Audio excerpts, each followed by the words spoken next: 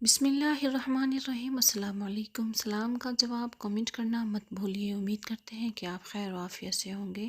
ناپاک کپڑوں کو پاک کرنے کا آسان طریقہ۔ جہاں ناپاکی لگی ہو اس جگہ کو پکڑ کر چلو بنا لیں تاکہ وہ سب جگہ پھیلے نہیں۔ پھر نل کے نیچے رکھ کر اس کو ہلکا ہلکا رگڑنا شروع کر دیں۔ تھوڑی دیر تک رگڑیں۔ جب غالب گمان ہو جائے کہ نجاست اس میں سے نکل چکی ہوگی تو اس کو نچوڑ دیں، بس وہ پاک ہے۔ بعض دفعہ ایسا ہوتا ہے رگڑنے سے دھبا جا ہی نہیں رہا ہوتا۔ اگر آپ نے اچھی طرح رگڑ دیا پانی میں پھر بھی دھبا نہیں جا رہا تو بھی معاف ہے۔ یہ جو فقہا نے لکھا ہے کہ 3 دفعہ دھونا ضروری ہے، یہ اس دور میں تھا جب بہتا ہوا پانی نہیں ہوا کرتا تھا، برتن ہوتا تھا اس میں ڈال کر دھویا جاتا تھا۔ اب تو بہتا ہوا پانی ہے تو نل کھولیں اور نل کے نیچے وہ جگہ رکھیں جہاں سے کپڑا ناپاک ہے، اس کو خوب اچھی طرح رگڑیں اور نچوڑ دیں، وہ پاک ہو جائے گا۔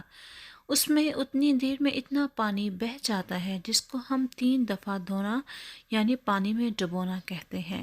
نلکے کے نیچے تھوڑی دیر میں اتنا پانی بہہ چکا ہوتا ہے کپڑے کے اندر سے۔ اور بعض دفعہ یہ ہوتا ہے ہمیں پتہ نہیں ہوتا کہ نجاست کہاں لگی ہے۔ شبہ ہوتا ہے کہ نجاست پتہ نہیں یہاں لگی ہے کہ وہاں لگی ہے، کیونکہ کچھ چیزوں کا دھبا نظر نہیں آتا۔ اس میں بھی شریعت نے آسانی یہ رکھی ہے کہ آپ کا دھیان زیادہ جہاں جا رہا ہو اس جگہ کو دھو لیں اور باقی کو بھول جائیں۔ کیونکہ صحابہ کرام بھی ایسا ہی کرتے تھے، جہاں نجاست لگی ہوتی تھی اس جگہ کو دھو ڈالتے تھے اور باقی جگہ پر پانی کے چھینٹے مار دیتے تھے تاکہ ان کو بعد میں وہم نہ ہو۔